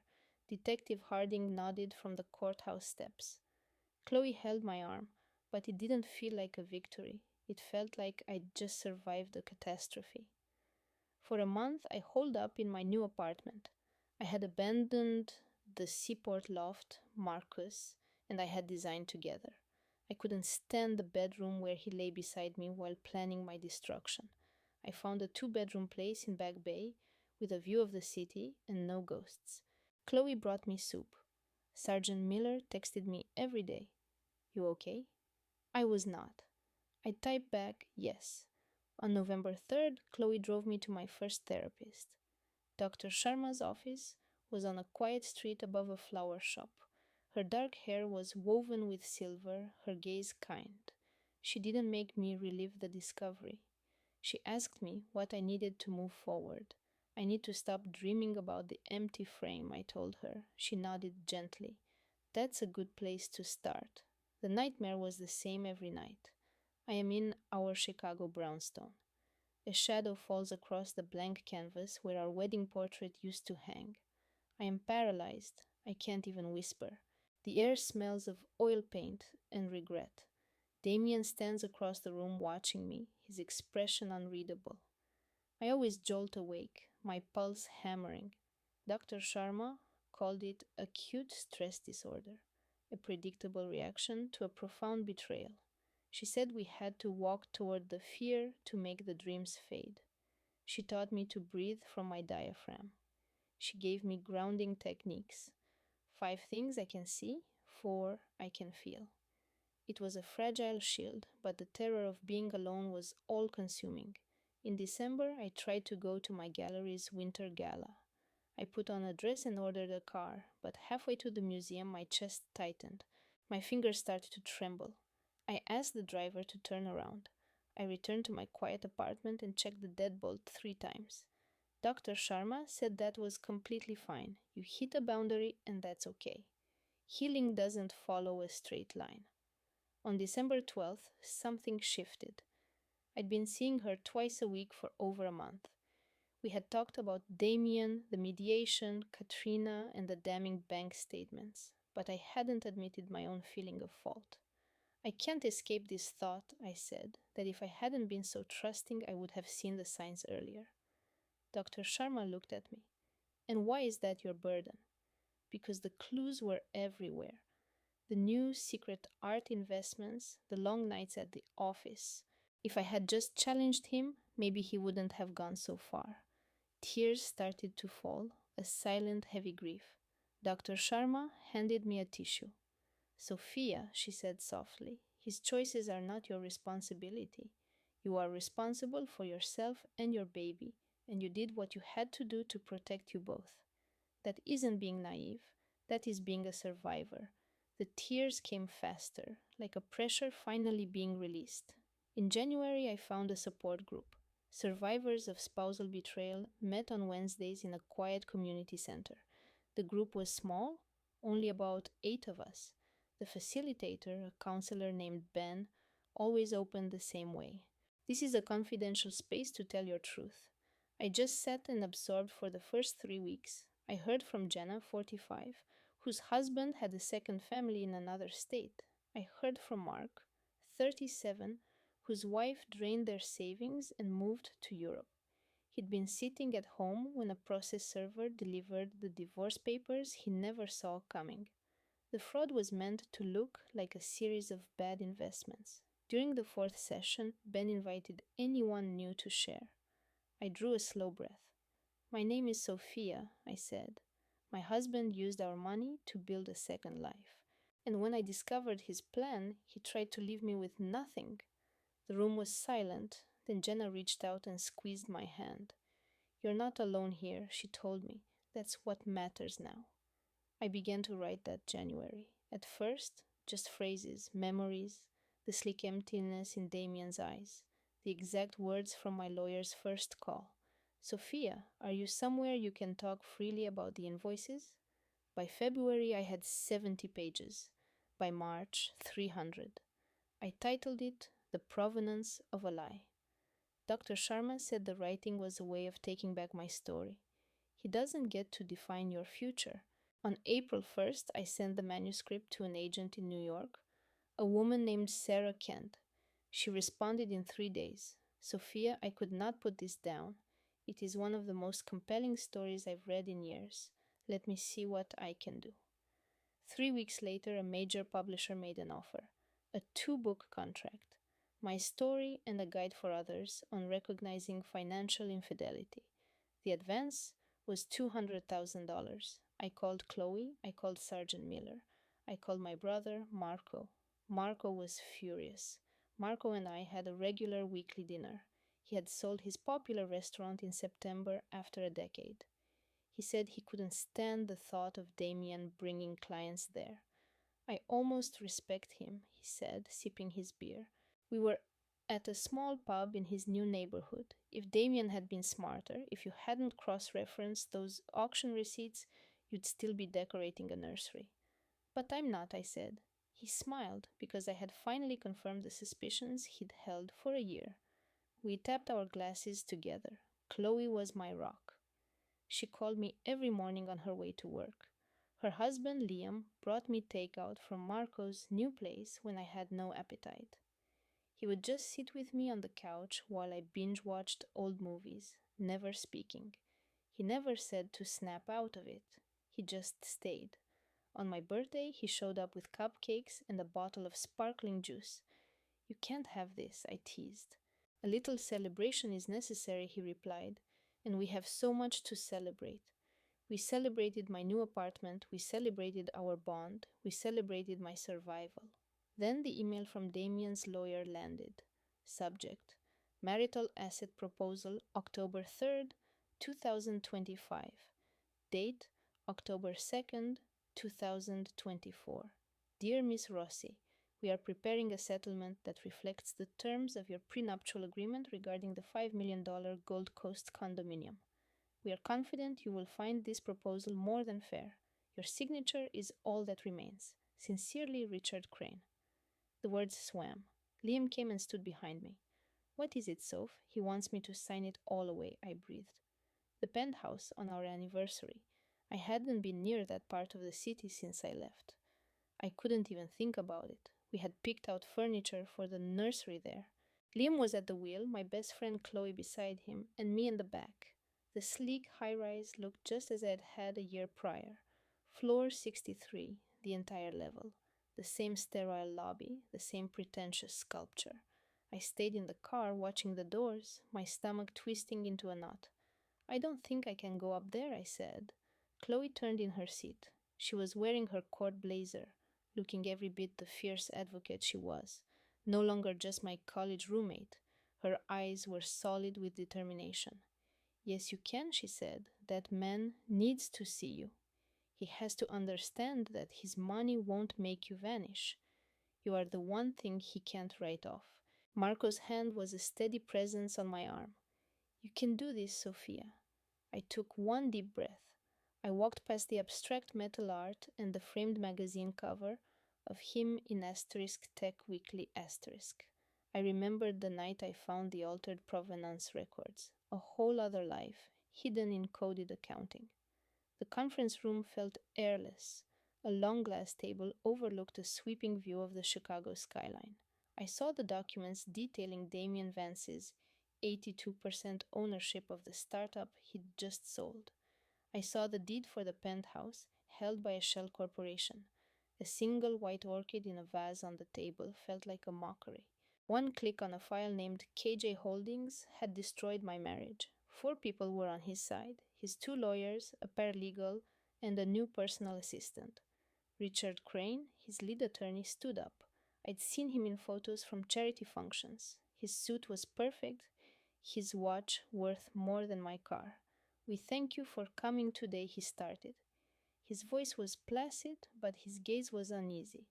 Last year, my client experienced a significant lapse of personal ethics. $250,000 of marital assets were misallocated toward an undisclosed real estate purchase. We are here to expedite a resolution. He glanced at the empty space next to Damien. Damien's former business partner, a brilliant coder who once called Damien a mentor, was now his biggest competitor in Silicon Valley. That kind of devotion was something Damien could no longer buy. The lawyer's voice wavered for a second before he continued. At 10:30, a financial auditor began her report. She was a woman in her late 50s with a no-nonsense air. She pushed her glasses up her nose. Let me be clear about what should have been disclosed last year.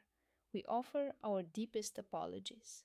Our review has confirmed a deliberate pattern of diverting community property which began on March 15th, 2023. It was a gross violation of trust, both legally and personally. The transaction logs showed his clear intent. While new accounts can be opened, this betrayal is permanent. I'm so sorry, she finished. Marcus's legal team looked uncomfortable. She listed the expenditures clinically, showing shadow accounts and lavish gifts that I never saw. The deception was methodical. At 9:17 a.m., exactly a year after I saw the invoice, my counsel called my name. We are rejecting their proposal, he stated. Ava Sterling was curating a future with him. His actions and her discovery of them are why we are here. He actively sabotaged her future. He tried to defraud his own wife to build another life. Ava, would you like to speak? I stood at the end of the long table. My hands shook. I stared at the man in the chair opposite me, now a complete stranger. My name is Ava Sterling. A year ago, I was planning our life. I was sketching a gallery wall for our child's room. I was making our house a home. But a woman named Chloe and my husband had different ideas, and the misdelivered auction invoice revealed it all. My world collapsed. I took a breath looking at Marcus. His face was a mask of stone. I am here because the truth came out. $250,000 from our joint portfolio did not. When he found out, I knew there was no apology. He handled it like a hostile acquisition. He assumed money could ensure my compliance. He used our child as a bargaining chip. I regret that I am not so easily dismissed. I regret that my signature is on our deed. I regret that he viewed our vows as a credit line. But I will curate a life that is my own. The world will know my name, not his. I sat. The room was utterly still. Then my brother Ethan began to applaud. Then my lawyer joined him. Soon my whole team was standing. The tears finally came and wouldn't stop. Later, a woman approached me, looking weary but poised. My husband is an investor in Marcus's fund. Thank you for speaking up. Another woman grasped my arm. My nephew was a junior analyst there. Thank you. She showed me a picture on her phone of a bright-eyed young woman. This was Isabella, his last executive assistant, a young mother, only 26. He had her moved to the Singapore office when she questioned him. I am so very sorry, I managed to say. She met my gaze, her own eyes reflecting my hurt. When I learned he used your money for her severance, I was furious with you. I wondered why you got a payout while she was exiled. I had no words, but your evidence showed me. You didn't replace her, you were just the next part of his pattern. You're not a victim, you are his successor. For the first time since that day last August, a small sense of calm settled over me. Ethan drove me home. The 20-minute trip from downtown Boston to my new apartment stretched on. He gripped my hand as we pulled away. My sister texted, "You are free." The city lights streaked past my window. I shut my eyes, picturing a sun-drenched nursery that would never exist. When I opened them, the city was still there. 3 months later, a magazine profile redefined my future. My new venture, Sterling Gallery, was profiled in a prominent art journal on October 2nd, 2024. By October 12th, we were the most buzzed-about new gallery on the East Coast. We secured over $60,000 in sales that week. My partner called me at sunrise. "Ava, it's happening. You're helping people reclaim their spaces and they're responding." I wept, not for the income, but for the narrative. My narrative.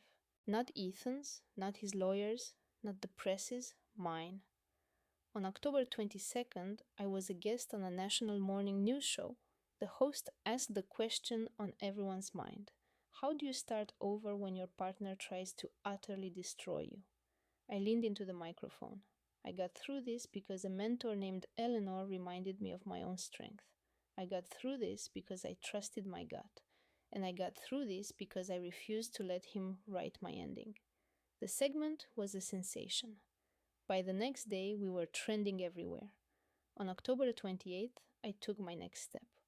I started the Phoenix Fund, a charity to help people escape financial abuse. The fund offered free financial counseling and emergency funds, from $500 to $5,000 for women needing a fresh start. I funded it with half my settlement, $750,000. My sister agreed to be the treasurer. We hired a team of incredible female lawyers. I was creating something that would have been unimaginable when I was with Ethan. My therapist, Dr. Albright, observed, "You are building the escape hatches you wish you'd had. The worth of that is immense." I pushed the launch hard on social media. By December, we'd received over $200,000 in donations. One woman messaged me, "Your interview gave me the strength to examine my own situation. My husband handled all our money.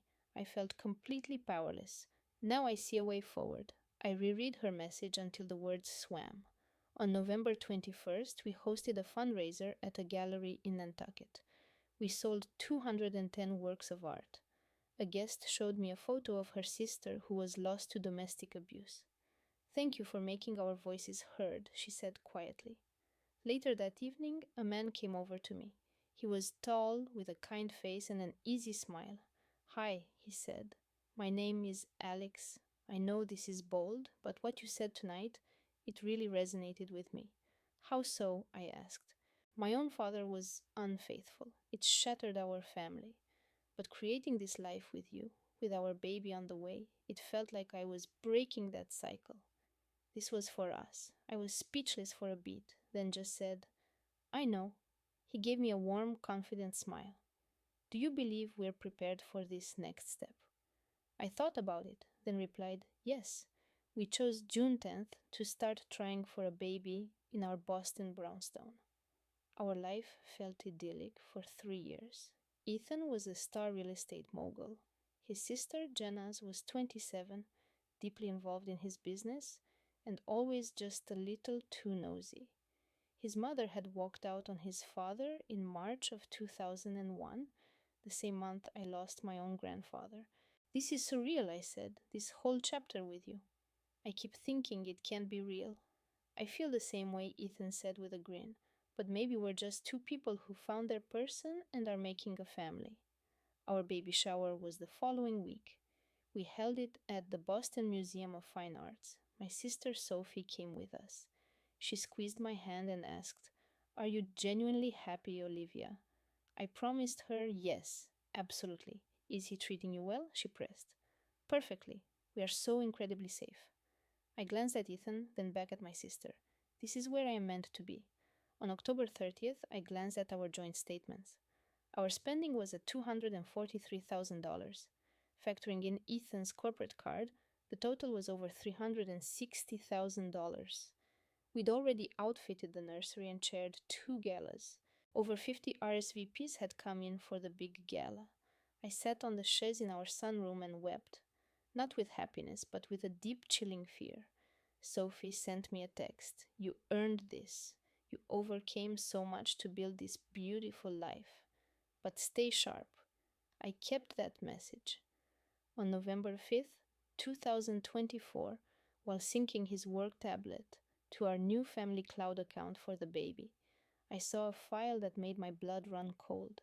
Project Seaside, custom residential schematics. The file was from a boutique architectural firm. The first image was a note in a subfolder. It read, "For E and I, our new beginning." I clicked through, my body trembling. I knew Ethan was mentoring a young architect named Isabel.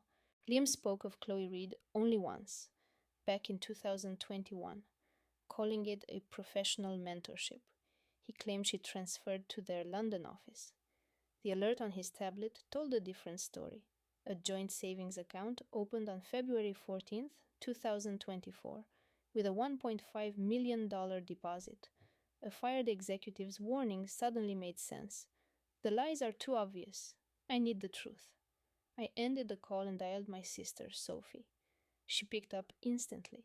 "He's buying a condo with her," I whispered, my voice breaking. It was never about work. "I hired a lawyer that October.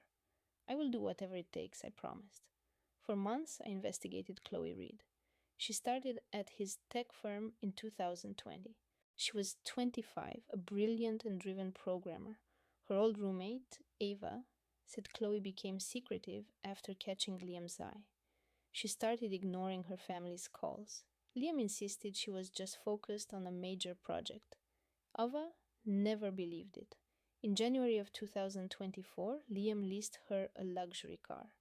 Ava saw the registration papers. Liam called it a retention bonus. On Valentine's Day, our anniversary, Chloe posted a picture wearing a new sapphire bracelet. The official story was a late dinner with investors. A pregnant wife, a powerful husband, a devastating betrayal. Liam moved over $200,000 from an offshore account that year. Sophie always sensed something was wrong, but at 28, she was just trying to support me.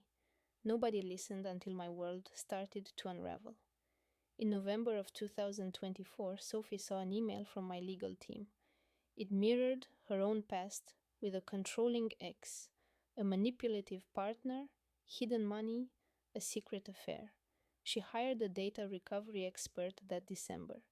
The expert found a deleted cloud drive tied to Liam's private account. Inside was a folder of messages from 2021 to 2024. An unsent note from February 10th, 2024 read, "Once O is overwhelmed with the baby, the penthouse will be our escape. I'll be free of this double life. No more pretending." The property sale closed on March 15th, 2024, weeks before our first ultrasound. Her signature on the deed was a flawless digital forgery. It was the same technique he used to alter our prenuptial agreement 3 years prior. My lawyer also examined his corporate card from February the 14th, 2024. Liam's private jet to Napa for two between 9:30 a.m. and 11 p.m. contradicted his board meeting. His alibi, a partner in Boston, eventually cracked. In 2025, the partner admitted Liam had threatened him. Liam made me lie. I was afraid of his power. A new forensic accountant reviewed the 2021 company ledgers. She found the disguised payments to Chloe's personal accounts, proving he had been funding her life for years.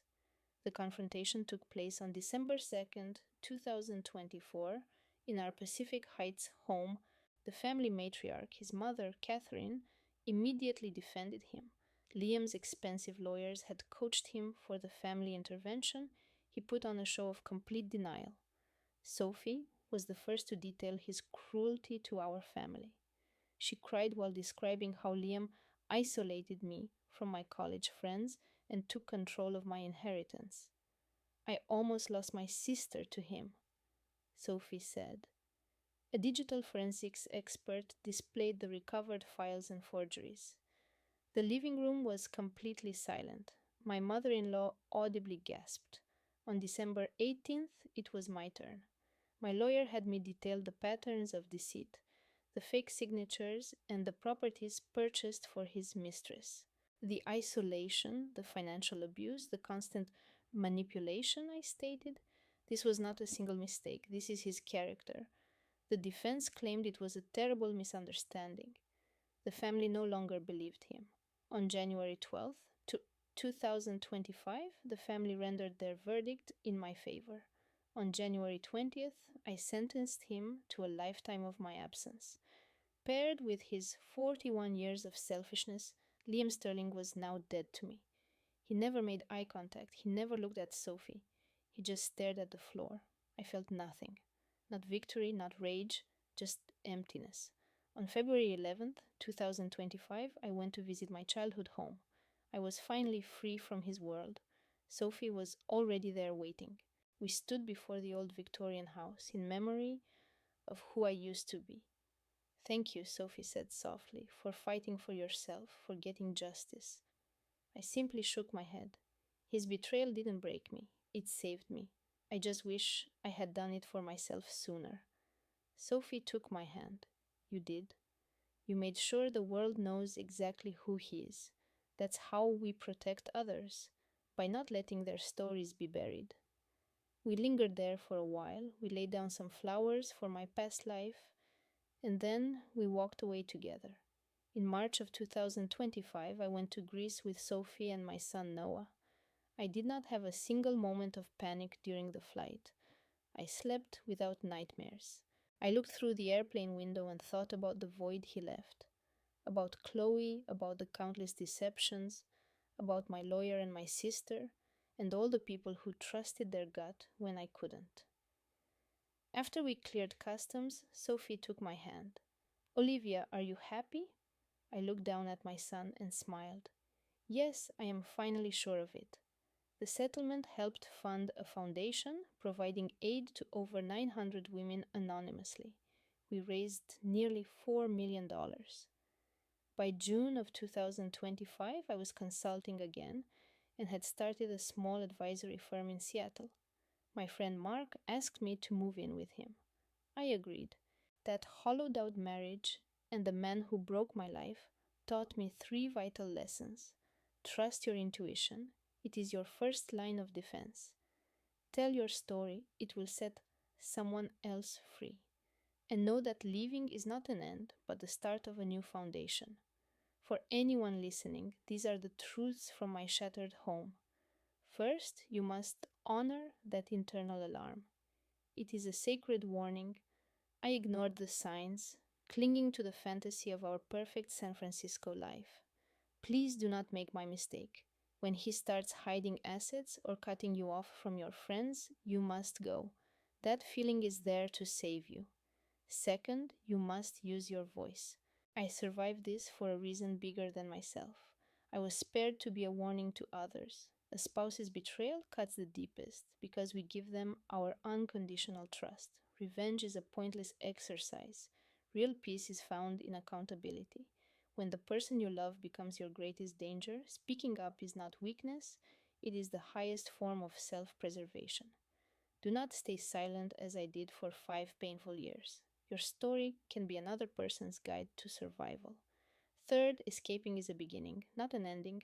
Pain is not a destination, it is fuel for your transformation. Leaving Liam felt like my world was over, but it led me to a new purpose. I found a true partner and I rediscovered my own strength. Please let my story help guide you. Do not ignore the gut feeling when his friend jokingly mentions his beautiful new assistant. Do not wait for a colleague to mention the lavish gifts for his new mentee. Act immediately. Leave immediately. Get help immediately. If my experience helps you, please share it. Let me know if you ever silenced your own intuition. Subscribe for more stories like this one, often adapted for privacy and to serve as a warning. Thank you for hearing me out. Be advised our next episodes may include dramatizations for clarity. If that is not your preference, we completely understand. Be safe, stay strong, and trust that feeling.